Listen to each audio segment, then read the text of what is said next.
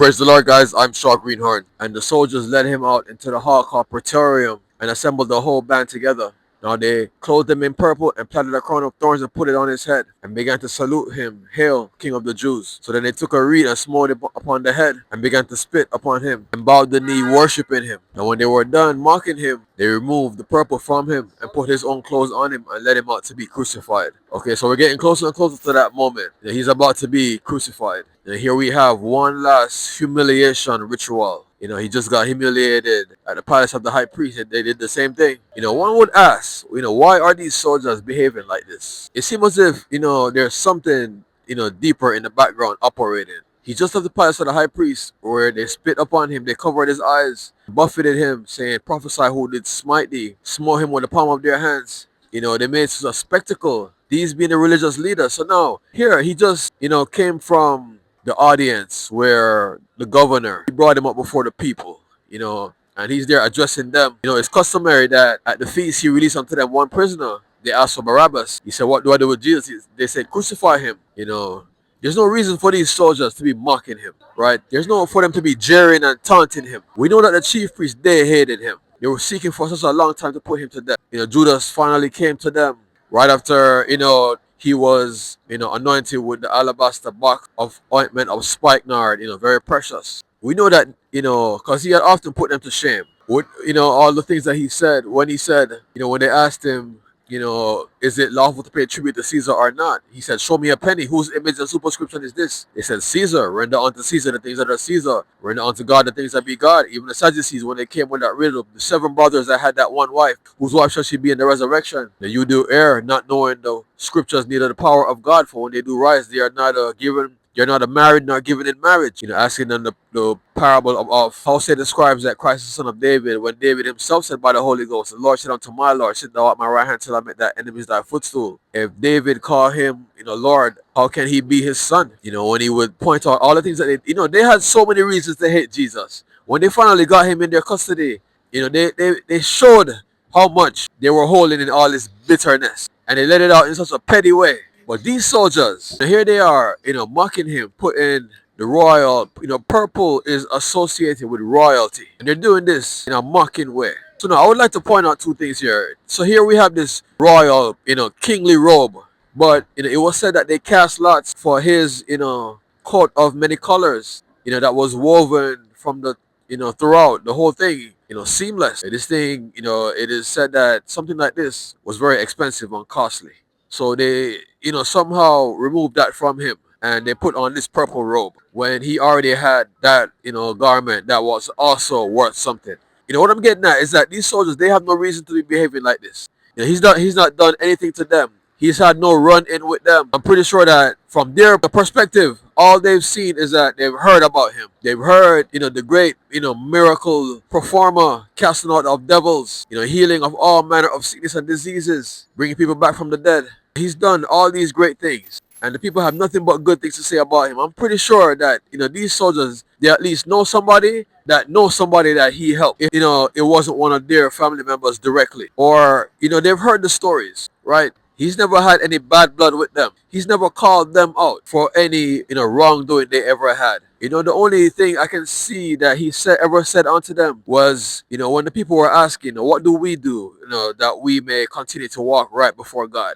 And he was addressing everyone. He said, "Tax collectors, exact from no man any more than you ought to." He said unto the soldiers, "Be content with thy wages." That's all he ever said to them. Be content with thy wages. There's a lot of bad blood between him and the chief priests, elders, and scribes, and the high priests. Because he's completely destroying their way of life. The platform, the structure that they have established in the land, and the standards that they have allowed to evolve and to be standing, to this day. I keep saying it. At the Last Supper, when he said, "One of you shall betray me," they each began to say, "Lord, is it I? Is it I?" He said, "It is he that dippeth his hand with me in the dish." In another interpretation, it said, "It's him to whom I will dip and give sop." Bible says that the devil immediately entered into Judas. What it doesn't say is that he entered into the whole atmosphere. Because these soldiers, they have no reason. Pilate, he was just on the platform. One thing he said that might have led to this, but even that wasn't enough. "What will ye then that I do with him whom ye call the King of the Jews?" And they began to say, "Let him be crucified." Why would they be mocking him? Doing the same thing to smite him with a reed. Spitting up on him. It looked like this devil, he's still mad. In the beginning, war broke out in heaven. Michael and his angels fought. The dragon and his angels fought and prevailed not. And there was found no place for them. And they were kicked out. As goes to show you just how petty he is. He got beat in the beginning, and now he's trying to be spiteful. I would say the devil is the kind of competitor where, you might be playing ball with your friend, one-on-one. And the game is over. You won and you beat him. And then he just makes us a random rule. If I make this, then I win. And then he just shoots it in the basket. And then it goes in, right? And then he legitimately walks around saying that he won. As ridiculous as that would be. There's no honor in this guy. And he's so petty. So this is one last final embarrassment.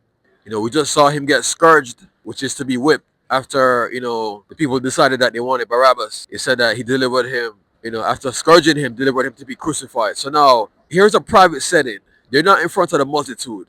What do these soldiers have to gain by, doing this? I've learned something in life. People, they will step upon status. People get a chance to step on status, they will. An example I could show you, let's say that some famous, I don't know, athlete, he had his, wife, and she was out with her friends, one day, and he's there with his boys, and he goes over and talks to her and has a good conversation. He's going to go around telling everyone how he hit on, so let's say the athlete was, I don't know, Michael Jordan. He's going to go around telling everybody that he hit on Michael Jordan's wife. He could have got the number, he could have this, and he could have that. It's not going to be that he hit on whatever her name might be. I don't know the name of his current wife. Let's say her name was like Samantha or something. He's not going to go around saying, oh, I met this girl named Samantha and it's, whatsoever. No, he's going to say, I hit on Michael Jordan's wife, right? People will take any chance they get to step on status. So now, these soldiers, they're there doing this to the King of Kings and the Lord of Lords. Like I said, no doubt they heard of his fame. They heard of the stories. And you know what's funny is instead of trying to reap from all the goodness that he sowed, they chose to do this instead. That's what I will call them out for that. Yeah, I know people love to step on status, but I will call them out. Is there not somebody that you have that's sick? Is there not somebody that you have that has a condition? The man that, was over the soldiers, when his soldier was sick, he sent them unto Jesus saying, come and heal my soldier, he's sick. While he was on the way, he sent some others, and they said, I am not worthy that thou should come under my roof, but say the word, and my soldier, he shall be healed. For I am a man also of authority, having soldiers under me. If I say to this one, go, he goeth. If I say to this one, come, he cometh. If I say to this one, do that, he does it. Could they not? I'm sure they had somebody that needed something. Asthma, having a withered hand or foot, mentally retarded, having diabetes, having cancer, having some sort of blood issue, hydrocephalus, being lunatic in those days, being unable to speak, unable to see, being blind or deaf. How many had a grandparent still alive that has dementia? They maybe they didn't know how to diagnose it, but they say, Hubs, they always forget everything. Like they don't know who we are, they don't know where they are. Having a skin condition, maybe not leprosy, but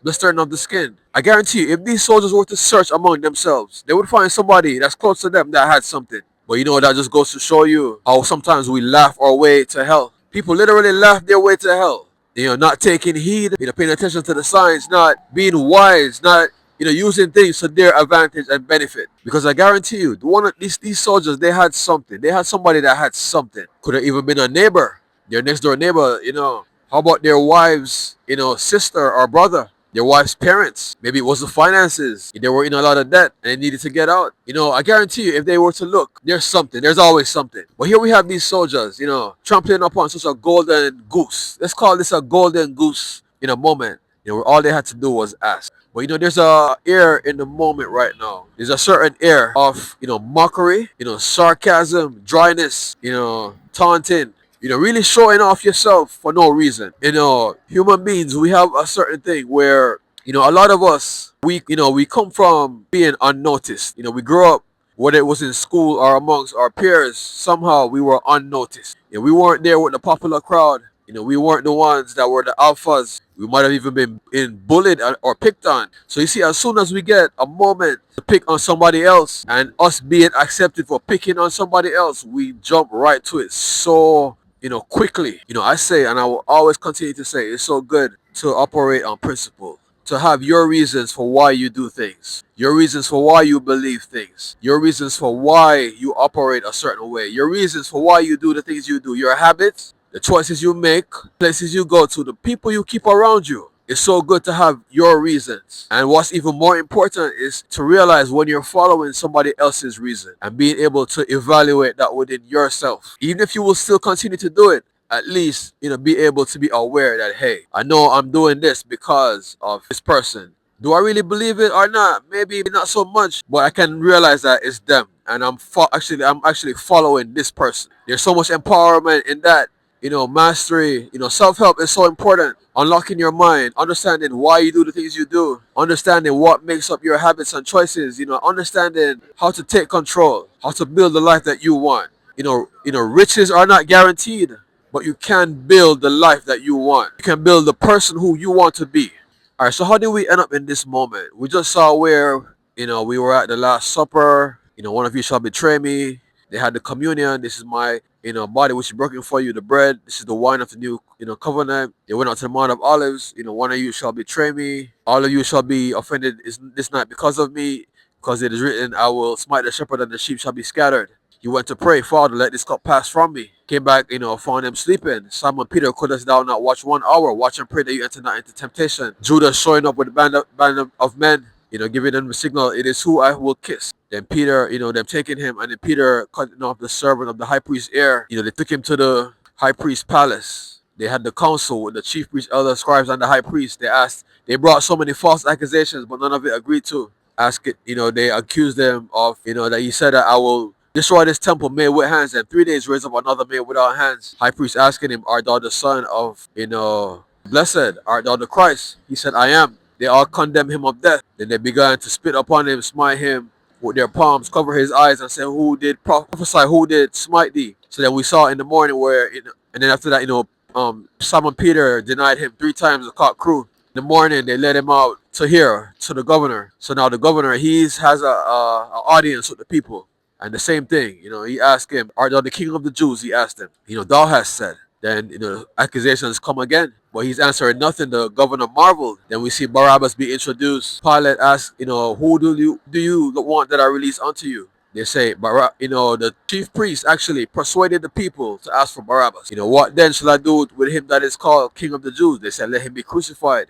Pilate tried to deliver him out of their hands. Why? What evil had he done? They cried out the more, let him be crucified. So that he scourged him, had him whipped, and let him out to be crucified. So now the soldiers, they take control of him. They take custody of him, and that's where we are right now. So they lead him into this hall called Praetoria. So this one, it starts out saying, so then they led him into the hall called Praetorium, called together the whole band. So this is a hallway. The governor, does he also live in a palace? It sounds like he lives in a huge house, because this is where official business matters are conducted. And this is known for its splendor. It has a name, Praetorium. I imagine this is a site where tourists can come visit. I imagine those, glass stained, stained glass, high ceiling, fancy looking. So they lead him out into this place. I would consider this to be final walk. When a prisoner is on death row, they've had their last meal and they come and get them. It's that last walk to the execution chamber, whether it be a hanging, lethal injection, the electric chair, or whatsoever, means they're going to put them to death. So now, we have judgment, pronounced against us. He's been condemned to death. But Barabbas has been released. But, I will point out the fact that, so he was delivered into their custody with all these false accusations. Could they not have just let Barabbas go and just let him stay in jail? People call for him to be crucified because, like I said, the chief priests, they went around in the crowd, saying in people's ear, ask for Barabbas, crucify Jesus, ask for Barabbas, crucify Jesus, and they actually persuaded the people. These very same people who he did all these things for, I just listed, all these healings, casting out of, devils, healing all manner of sickness and diseases, bringing people back from the dead, even their children. All the wonderful things he did. So now, here we have all these people condemning him. But you got to understand the tension that's in the air. And the devil, he's squeezing this lemon as hard as he can. He's sucking all the juice out as possible as he can. This moment is so tense. Simon Peter just denied him 3 times. Simon Peter, who drew his sword and cut off the servant of the high priest's ear. Simon Peter said, Lord, though I should die with thee, I would not forsake thee. That young man that was naked, that had the linen cloth cast about his naked body, when they laid hands on him, he fled. Even the linen cloth, he fled naked. The tension that's in the air right now. Hardly any man can stand up in this moment. And that just goes to show you Jesus is King of Kings and Lord of Lords. No one can stand in this moment. There's not a man right now that can bear this pressure. Yeah, I mean, yeah, you might be able to say, well, I can right now. Yeah, because the moment has passed. The moment has passed, and we know the story. We've heard it a million times, and it's commonplace. But when this was happening, nobody knew of these things. We believe that Jesus was the Messiah. We believe that he is the Son of God. We believe these things. But when he came on the scene, this was all new.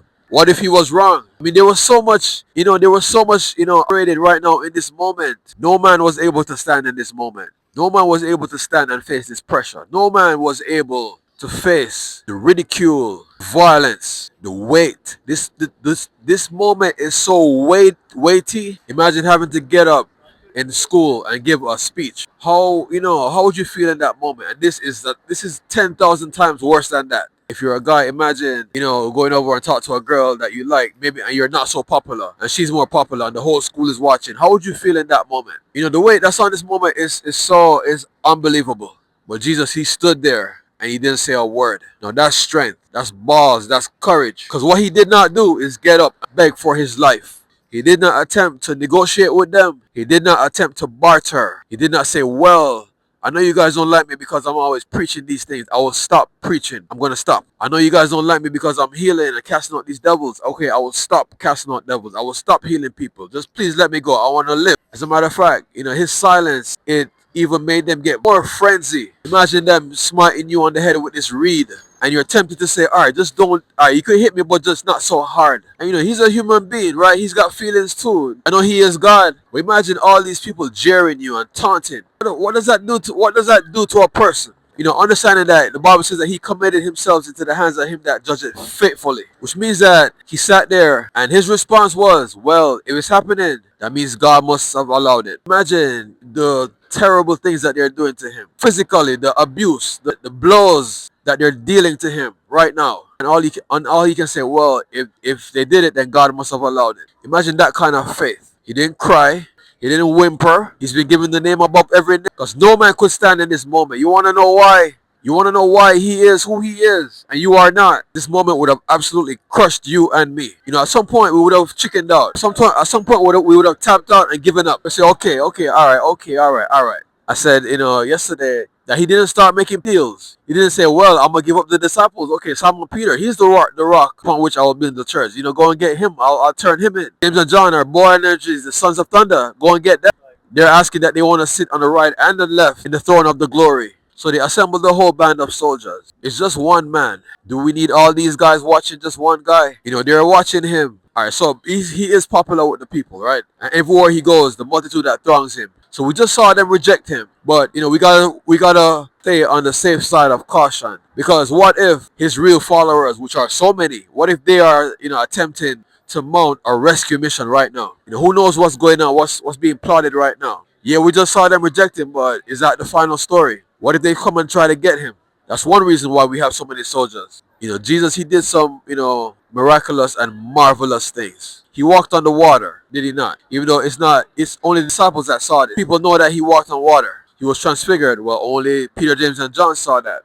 My name is Legion. He cast out a legion into the swine. I mean, if he has the power to do that, remember, this guy, he was in the mountain in the tombs crying and cutting himself, with stones. They bound him with chains and fetters and he broke those to pieces. And Jesus cast those devils out of him. Who knows what kind of strength Jesus would have if he were to have to call upon it. Samson, when the Spirit of the Lord came upon him, he slew 1,000 men with the jawbone of a donkey. And that's the Spirit of the Lord. We have the Lord himself. How many men can he slay? So they're watching him. Because, I imagine that they look at these things as magic tricks. Who knows if he can bring people back from the dead? Who knows if he can't just pronounce us dead right then and there? Because, another interpretation, when they came to get him in the Garden of Gethsemane, when Judas kissed him and said, he whom I shall kiss, when they came to him, he said, who do you desire? They said, Jesus of Nazareth. He said, I am he. And they fell back as dead men. The Bible said that they fell back as dead men. Dead. And then they got back up. There's so much surrounding this guy, what he's able to do and how much the people love him. They're keeping such a close eye on him.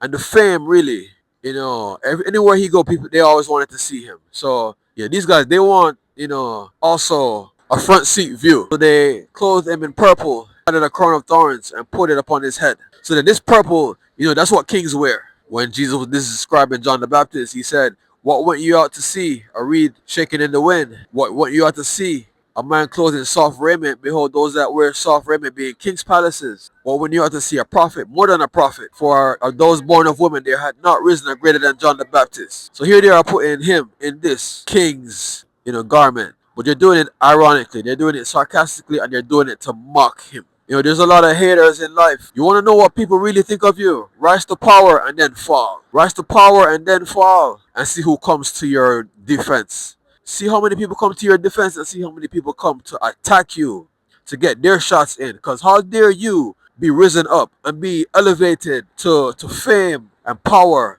and even wealth status while they don't get these things. And they're looking at you like, why does he deserve it and I don't? And the moment that you fall, they're going to come with all these things. Yeah, I know he was no good. Yeah, I know he was always, cheating. Yeah, I know he, conducted illegal business. Yeah, I know he cut corners. Yeah, I know he's a liar. Yeah, I know. All these things they know. And it's really just them being salty because you did what they couldn't do and you got what they could not have. I know that you're falling. This is really an attempt to pull you down to where they are.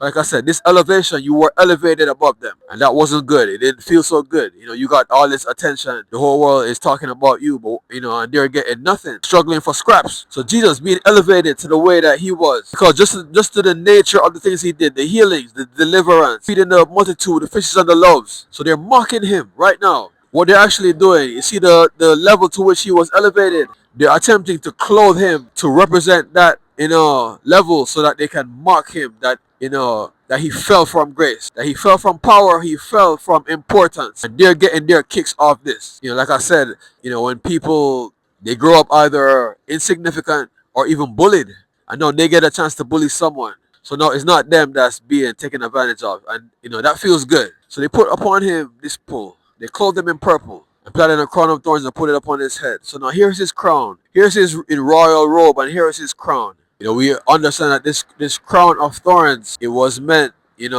as some sort of, it's painful. It's not a crown of glory, but it's a crown of pain. And that represents so much how he got his anointing. It was through suffering and pain.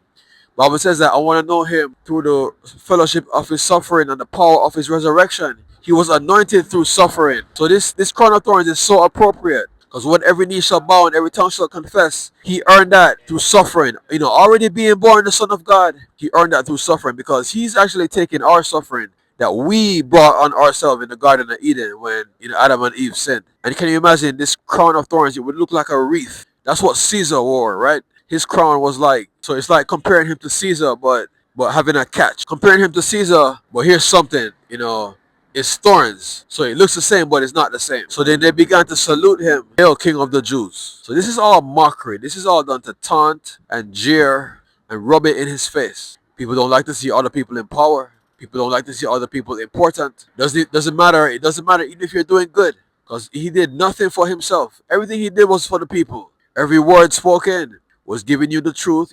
This is how God is looking at the world. As a matter of fact, I'm sitting here telling you guys all these things. Right now, there's people in the judgment before God that they are hearing these things for the first time and their jaws are hitting the ground in shock. I'm here telling you these things. I'm here, casting out your devils. I'm here healing your blindness and your deaf and your dumbness. Everything he did was for the people and it was from love and he gave. That's all he did is give. But just the nature of the things he did, that came with a lot of fame and popularity, even though that was never the outcome. But the fame was good in that it got more people to curious and to come and see him and to hear him. So they're now saluting him. Hail King of the Jews. Long live the King. Did he not just, and he just walked, they just brought him through on a donkey, spreading the palm branches and their clothes in the way, saying, Hosanna to the Son of David. Hosanna. Blessed is he that cometh in the name of the Lord. Hosanna in the highest. So, jealousy. So this is jealousy where it is roaring in its ugly head. Because I'm sure they all heard about, this. So now here they are taking their shots. And you know what's crazy about life? Is that life will show you something and then it will test you to see if you believe it or not. So, Hosanna, to the Son of David. Who's the Son of David? That's the Christ, right? So these things they were given. But then now, here we have this. Because this really is a test, So now they're mocking, saying that we did not believe. That's what that's really showing right now. We did not believe. Hail King of the Jews. Yeah, you thought you were King of the Jews. But look at you now. So then they smote him on the head with a reed and spit upon him and bowed, worshiping him. We just came from the palace of the high priest. They were smiting him with their hands. So now we have a reed. So that's like a scepter. The reed was given as a scepter. So he has the crown, he has the robe, and he has a scepter. All the things that a king needs. But they're using this to smite him on the head. And this crown of thorns, right? It's already prickly to his skin. So, they're being hammered, into his skull. Even though I suspect that these thorns might have broken when they were hit hard enough. I doubt that they penetrated his skin into the skull. So no, this spitting, really getting their kicks out of it. The level of disgust that's spitting on somebody and what they're trying to, communicate. And with all these things, human beings, what they're thinking in this moment. You see all the fame and status that Jesus, he got, risen up to, all the importance, all the mentioning. They're actually trying to, suck this out of him and put it inside themselves. They're looking to elevate themselves right now. Because, they can go and tell stories. Hey, I did this to him. Jesus, he did all those miracles. Yeah, we had him and we hit him on the head with the reed. We put the crown of thorns. We spit upon him. Yeah, that's nobody, man. Yeah, that's what we did. So, they have the story to tell. And they bowed the knees, worshiping him. Wow, what a great mocking. But, some things in life can be so ironic. Because these very things that they're doing, Hail King of the Jews, and worshiping, remove the spitting. Unless you're going to say weeping and wailing and gnashing of teeth. That's what the spitting is going to turn into. He's going to have his crown of glory, his robe of righteousness, and royalty. His, scepter. He's going to have his scepter. You are going to be bowing. For every knee shall bow and every tongue shall confess that Jesus Christ is Lord. So when they were done mocking him, they took purple off him and put his own clothes on him and led him out to be crucified. Alright, so now heading straight to business. I am Straw Greenhorn.